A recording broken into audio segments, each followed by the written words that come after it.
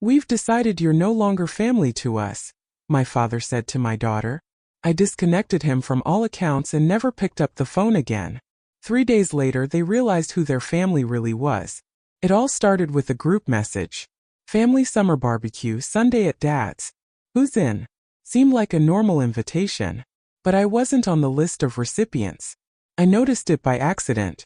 My daughter Ellie was sitting on the couch, flipping through the iPad. I saw a notification on the screen. A message in a family group from Aunt Cynthia. Same barbecue party. I didn't realize they'd added Ellie to that chat room. I hadn't. I looked at her. "Have you been in this chat room long?" She shrugged. "Since Christmas, I think." Grandma added. I didn't say anything. I opened my phone. Checked the old group Miller family chat. The last message was in March. I'd written that Ellie had broken her finger at practice. No one responded. No emoji. No get well soon. Silence. Now it's a new group. A new circle. Without me. A couple days later, Ellie got another text. "Hey kiddo, can you bring your sketchbook Sunday? Grandpa loves your drawings." I watched her read. Her eyes were hopeful. I said, "They didn't even ask if you could come. Or if you want to." She shrugged. "That's Grandpa." Really? It was her grandfather. My father. Henry Miller. Retiree from Verizon. Home in Naperville. Same grill since 2003. Says Beyond Meat is un-American. Everything's on the calendar. Everything is as it should be. When I texted my dad directly, short and sweet. "Hi, saw the barbecue invite. Wasn't sure if it was an oversight or..." He replied 2 hours later. "Oh, it's mostly just the core family. Hope you understand. Core family. Daughter, grandchildren, brother. I'm the backup, I guess." I didn't answer. I saved a screenshot, just in case. But it was already clear. They went on Sunday. At first Ellie said she didn't want to go. I didn't insist. A couple hours later she changed her mind. She wanted to show Grandpa a new drawing. I drove her. We drove up to my father's house. Same as always. Flagpole bench, recycle tank with the lid open. Cynthia's husband's grilling burgers. Dad with a beer in a red cup. Laughter. I got out of the car. Opened the trunk. "Here's the file. Tell him I'll be there at 7 o'clock to pick you up. Don't be late." "I will. Call me if you need anything." Ellie walked toward the house. I stayed in the car. For a minute. 2. Then I left. 7:03 I came back. She was standing on the porch. Alone. Same file in her hands. I asked her, "How'd it go?" She opened the door.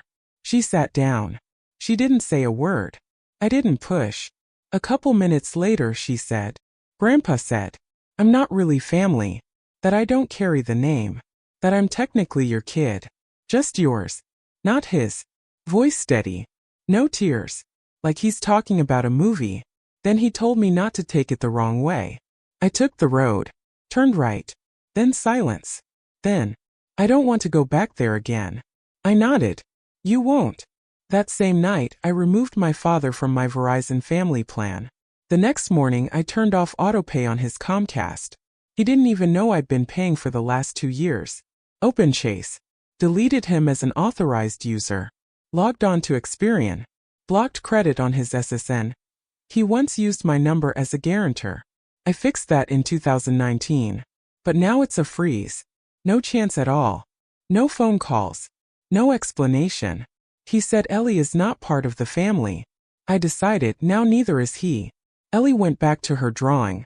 I put the coffee on. An old Starbucks mug with a crack in the handle.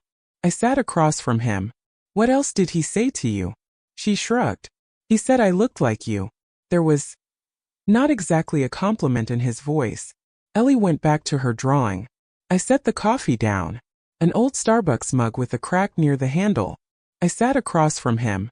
"What else did he say to you?" She shrugged. "He said I looked like you." There was not exactly a compliment in his voice. Ellie went back to her drawing. I set the coffee down. An old Starbucks mug with a crack near the handle. I sat across from him. "What else did he say to you?" She shrugged. "He said I looked like you." There was not exactly a compliment in his voice. Ellie went back to her drawing. I set the coffee down. An old Starbucks mug with a crack near the handle. I sat across from him. What else did he say to you? She shrugged. He said I looked like you. There was not exactly a compliment in his voice. Ellie went back to her drawing. I set the coffee down. An old Starbucks mug with a crack near the handle. I sat across from him. What else did he say to you? She shrugged. He said I looked like you. There was not exactly a compliment in his voice. Ellie went back to her drawing. I set the coffee down. An old Starbucks mug with a crack near the handle. I sat across from him. What else did he say to you? She shrugged. He said I looked like you. There was not exactly a compliment in his voice. Ellie went back to her drawing. I set the coffee down. An old mug from Starbucks with a crack near the handle. Sat across from me. What else did he say to you? She shrugged. He said I looked like you. There was not exactly a compliment in his voice. Ellie went back to her drawing. I set the coffee down. An old Starbucks mug with a crack near the handle. I sat across from him. What else did he say to you? She shrugged. He said I looked like you. There was not exactly a compliment in his voice. Ellie went back to her drawing. I set the coffee down. An old Starbucks mug with a crack near the handle. I sat across from him. What else did he say to you? She shrugged. He said I looked like you. There was not exactly a compliment in his voice. Ellie went back to her drawing.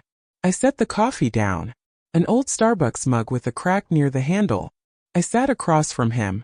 What else did he say to you? She shrugged. He said I looked like you. There was not exactly a compliment in his voice. Ellie went back to her drawing. I set the coffee down. An old Starbucks mug with a crack near the handle. I sat across from him. What else did he say to you? She shrugged. He said I looked like you. There was not exactly a compliment in his voice. Ellie went back to her drawing. I set the coffee down. An old Starbucks mug with a crack near the handle. I sat across from him. What else did he say to you? She shrugged. He said I looked like you. There was not exactly a compliment in his voice. Ellie went back to her drawing. I set the coffee down. An old Starbucks mug with a crack near the handle. I sat across from him. What else did he say to you? She shrugged. He said I looked like you. There was not exactly a compliment in his voice. Ellie went back to her drawing. I set the coffee down. An old Starbucks mug with a crack near the handle. I sat across from him. What else did he say to you? She shrugged. He said I looked like you. There was not exactly a compliment in his voice. A week after that conversation, Ellie came home from school with a question. Mom, aren't you mad at Grandpa? I didn't answer right away. I watched her take off her sneakers, put them in the corner neatly. Didn't throw them. Didn't kick them. Just set them down. I'm not mad, I said. I just understood. Ellie nodded. She went off to paint. The next morning I got a call from Cynthia. Look, I don't mean to butt in, but you're being a little too adamant. I didn't call you. He's just old. Stubborn. You know how he is. You have to be able to forgive. I didn't say anything. You don't think about Mom. She's got a heart. This could end badly. She could be thinking about Ellie. There was a pause. So what, you're not family now? We're not? You are. All of us. Is that really how you want it? I didn't answer. I hung up. A day later came a certified mail from my father. Inside a letter. Dry, unemotional. He asked me to sign a power of attorney for his medical POA. Just in case. I laughed. Loudly. Then I just ripped up the paper. Slowly. Strip by strip. Down to the white crumbs. He said Ellie wasn't his family. But he needs her signature. I wonder why. Cynthia continued to write. You not answering is scary. We want to find a compromise. It's just a phrase. He didn't mean it. Please talk to him. Not one I'm sorry. Not one we were wrong. Just, he's old. You're resentful. Take a step. I took a step. Back up. Call from the school. We've been trying to contact your father. He's listed as an emergency contact. Don't list him again. Got it. Do you want to put someone else in? No. If anything happens, call me. Okay. I've removed him from all the forms. School, insurance, dental. Even Amazon Kids. He had access to gifts. No more. 2 weeks later, I was stopped at my house by a neighbor in HO. Hey, I heard from Cynthia that you had an emergency. Is everything okay? Everything's fine. Well, it's just that she said you cut ties. Completely. Is that serious? Yeah, it is. She stopped talking. Later. It's just pathetic. You're such a good mom. That's exactly why. A month later, Ellie came home with a drawing. A house. There's a wall around it. With a gate. And a sign on it. Only invited guests allowed. Did you draw that? We had a border assignment. I made mine. I looked at it. It's long. I took the drawing off the tablet. I put it on the fridge. A day later, I got a call from my dad. First call in 3 months. Lucy. What? I heard you deleted me from all your papers. From school. Insurance. Even Amazon. Yeah. That's a little much, don't you think? No. We're family. That's not how it works. You're right. Family doesn't do that. He didn't say anything for a long time. Then he said, Do you think you won? I think I'm done. I pressed off. An hour later, a message came from Seva. You've crossed the line. This is no longer reasonable. We're all in shock. I didn't reply. Deleted means deleted. I just stopped being a backup. A few days later, Ellie showed me a card. It had a note from her grandmother that said, We love you always. Even if Mom makes it hard. Is that okay, Mom? No, it's not. I took the card. I didn't burn it. I just put it away. Ellie didn't ask where. Never mentioned it again. Monday morning, I stopped by Wells Fargo. I want to remove Henry Miller's name as the second owner from the savings account. Do you need to confirm that he was authorized? I have a statement. I've paid everything. He hasn't. Employee nodded. Requested an ID. I also want to stop Zelle transfers using his number. And shut down sharing. You want to add someone else? No. No one else? That's right. Later that day, a letter came from a notary public. The subject is my possible inclusion in my mom's guardianship. In case help is needed. I signed a waiver. Right in the office. Dry. No comment. Then I went to Starbucks. Got a latte. Put the mug on the hood. Leaned back and just watched the cars go by. Nobody stopped. Neither did I. That night, Cynthia texted, Do you even realize what you look like from the outside? I didn't reply. Then I deleted her number. Ellie asked me at dinner, What if Grandpa understands? Then he'll understand. Would you believe him? I didn't answer. On Friday, FedEx came. An envelope with a notarized notice. They tried to put my name on a power of attorney for property care. Without consent. Without a phone call. I took it to the shredder. Listened to the knives cutting the paper. Never sounded so right before. Saturday, Ellie stayed home. I went out shopping Target, Costco, the standard route. When I came back, I found a note under the door. Handwritten. You're overreacting. We're still a family. You can't live with this cold. People die, you'll be sorry. There was no signature. Dad's handwriting. I just taped it to the fridge. No words. Ellie saw it. Is that him? It is. What are you gonna do? I already did. The next day, Cynthia came to our house. No warning. I'm not coming over. Just to talk. I went out on the porch. I closed the door behind me. Lucy, he's not feeling well. His blood pressure's spiking. Can't you just talk? He's healthy enough to humiliate a child. You can't stay mad forever. I'm not mad. I'm just done. But Mom sent an accusation card to an 8-year-old. She's not a mom anymore. She's the source of the mail. You're cruel. You don't know what it is to protect. She left. Didn't say goodbye. Monday I went to school. Hi. I'd like to remove all of Miller's relatives from the transfer list. All of them? All of them. Is there anyone you'd like to add? No one. The secretary wrote it down. I signed the form. Ellie drew tonight. The new drawing is of her and me. There's a fence in the back. A big one. White. Clean. There's a sign on it that says, Boundary. Do not cross. I didn't ask what it was. It was obvious. On Wednesday, I stopped by the notary. Not at their request, but my own. I want to formally sign away any form of care for Henry and Valerie Miller. For the future. So there's no confusion. Does this have to do with the will? It has to do with boundaries. Were you notified you were on the list? It doesn't matter. I'm not in their family. That's what they said. They drew up a document. I signed it. I kept a copy. That night my dad sent a voicemail. The first one. He sounded tired. But not regret. I didn't think you'd turn it against us like that. We just wanted what was best for us. And you cut us out. In one sentence. I didn't listen to the rest of it. Deletion 2 touchdowns. Ellie went to bed early. I sat by the window. Opened my laptop. Deleted numbers. Correspondence. Archives. I hit delete all. Forever. And no one else wrote. I didn't wait for any more calls. When my father's number appeared on the screen again, I just stared at it. 10 seconds. 15. Then the screen went blank. No emotion. No anger, no pain. Just silence. Ellie got quieter. Not sadder, calmer. She knew none of them would come. Or call. But she also knew that I was here. That was enough.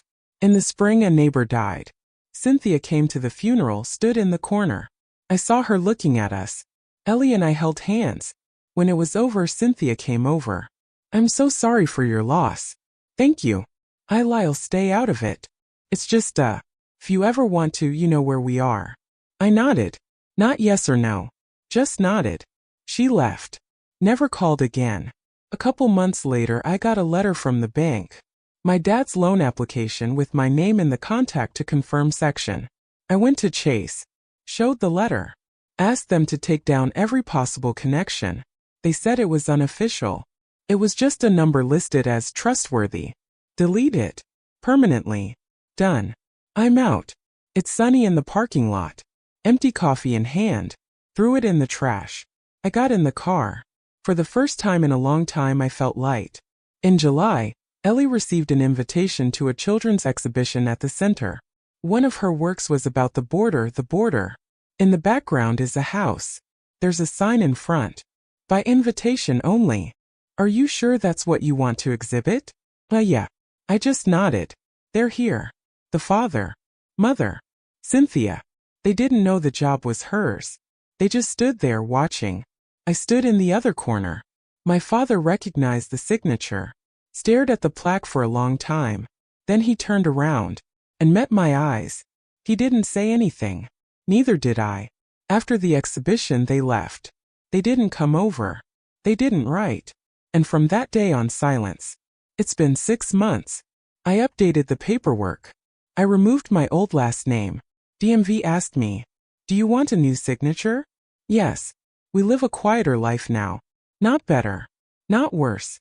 Just on our own. I haven't forgiven. And I don't expect them to understand. I'm just not a part of it anymore. And that's freedom. In the fall, I got a notice from the insurance company. Policy renewal. One of the clauses was default beneficiaries. They were still listed as mother and father. I called the agent. Take it out. Just leave the daughter. Is there anyone else you want to list? No one. I opened my laptop. Checked old accounts, PayPal, Venmo, Amazon. I deleted them one by one. One by one. Favorites on my phone too. The family folder is empty. I took a screenshot. Deleted it too. Ellie suggested that we plant a tree. In place of the ones we no longer call. We bought a sapling. Planted it behind the house. Quiet. No words. Just a sign next to it that said, "Here another begins." In the spring it was the first to bloom. At Christmas we got a card from the HOA. Holiday potluck for all residents. We didn't go. A neighbor, Mrs. Hendricks, said afterwards, "Everyone was asking where you were. Even Cynthia came to the table. We were busy." I said, "You're out now." Well said. I printed out a new copy of the will. I named guardians for Ellie. Not from family. The lawyer took a look. "Are you sure?" 100%. In February, Cynthia wrote, "Mom would like to see Ellie. Just her. Just for an hour. No talking." I read the message for a minute. Then I clicked block. Ellie didn't recognize anything. We had furniture delivered in the spring. New shelves. The old box of family albums was by the door. I didn't open it. I just took it to the garage, put it up high. In the dark. Ellie asked, "Are those pictures of Grandpa?" "Yes." "Are we going to look at them?" "Someday. But not anytime soon." And the silence remains. Not empty, protected. In March, a letter came from the notary. A new will. I'd been expelled. No drama. Just a fact. I smiled. It explained a lot. It didn't change anything. Ellie started writing short stories. One of them was about a girl who stopped calling strangers home. "Is that about you?" I asked. "No. It's about us. I work less. Weekends are just for us. We go to fairs, get ice cream, discuss books. People have started talking. You've changed. You're calmer." "Calmer?" "Yes. It's easier to breathe when you're not waiting anymore.